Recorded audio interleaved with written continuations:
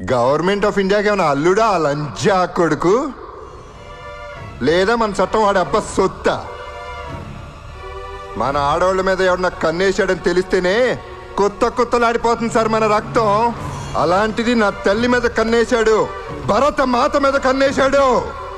నా కొడుకులు ఈ గడ్డ మీద కాలు పెడితే నా తల్లి గుండెల మీద కాలు పెట్టినట్టే, అందుకే చంపేశా.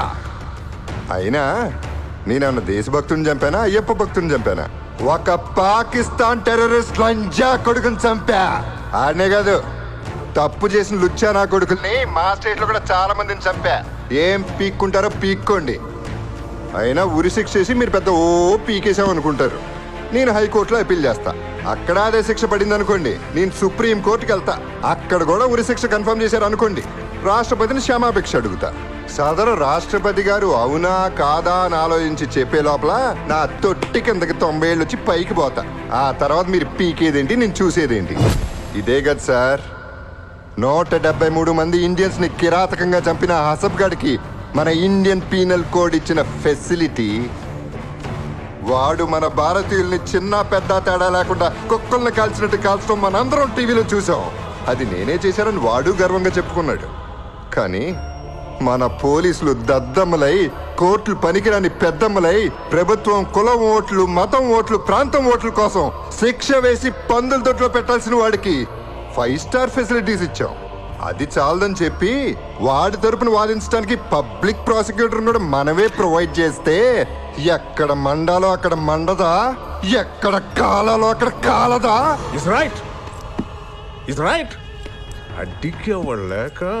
ఇందులో పెద్ద జోక్ ఏంటంటే వాడికిచ్చిన సెక్యూరిటీ మన ప్రైమ్ మినిస్టర్ కూడా లేదు. పాపం అయిందే ఉందిలేండి, after all prime minister of India.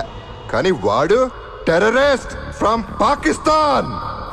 అందుకే వాడి నుంచిన బాంబ్ ప్రూఫ్ సెల్లు ఖరీదు 6 కోట్లు.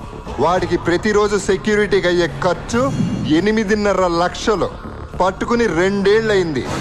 ఎన్ని వందల కోట్లు? ఆ డబ్బంతా ఎవడమ్మ మొగుడు సొమ్మో కాదు, మాది, మనది. రిక్షావాడు, కూలీవాడి నుంచి ప్రతి భారతీయుడి దగ్గర ట్యాక్స్ రూపంలో వసూలు చేసిన డబ్బు.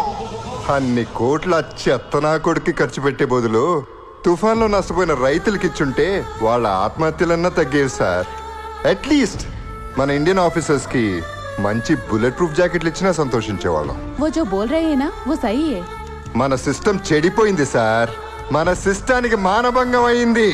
అది తీవ్రవాదులో ఉగ్రవాదులో చేసింది కాదు, అవకాశవాదులు చేసింది. లేకపోతే మనకి దరిద్రం ఏంటి సార్? నేరం చేసినట్టు బెయిల్లో విడుదలవటం ఏంటి? కింద కోర్టులో శిక్ష పడితే పై కోర్టులో నిర్దోషాన్ని వదిలేయటం ఏంటి? కింద కోర్టులో న్యాయమూర్తి కాడా? బఫూనా? కాకపోతే ఏంటి సార్, లేటెస్ట్ సర్వే మన భారతదేశపు న్యాయస్థానాల్లో ఇప్పటి వరకు ఉన్న పెండింగ్ కేసులు క్లియర్ అవ్వాలంటే మరో 300 సంవత్సరాలు పడుతుందంట. కర్మ. మన చట్టాలు ఎలాగే ఉంటే ఇండియాలో క్రైమ్ రేట్ ఆగదో. మన పాపులేషన్ పెరుగుతున్నట్టు పెరుగుతూనే ఉంటుంది. బయట దేశాల్లో లాగా దొంగతనం చేస్తే చెయ్యి, రేప్ చేస్తే అంగం నరక్కాలి, యాసిడ్ పోసినాడి మీద యాసిడ్ పొయ్యాలి. ఇవన్నీ లైవ్ టెలికాస్ట్ లో చూపిస్తే తప్పు చేయాలనే ఆలోచన కంటే ముందు భయం పుడుతుంది, ఉత్స పడుతుంది. విన్నారుగా వాడేం వాగాడు? మీ భారతదేశం మొత్తం కలిసినా నన్నేం పీకలేరని విర్రవీగాడు లంజా కొడుకు. అందుకే ఈ భారతీయుడు పిడికిలు పవర్ ఇదిరా అని గుద్దితే రక్తం కక్కుని చచ్చాడు. ఇలాగే ఎవరికి జరిగిన అన్యాయానికి వాడే తీర్పించుకోవడం స్టార్ట్ చేస్తే సార్ ఇంకా మీకు హాలిడేసే. కోర్టులన్నీ గోడౌన్లుగా అద్దెకించుకోవడమే.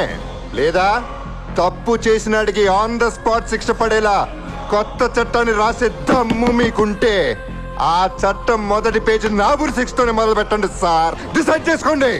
తప్పు చేసినాడిని మీరు చంపుతారా, జనాల్ని చంపుకోమంటారా? Choice is yours.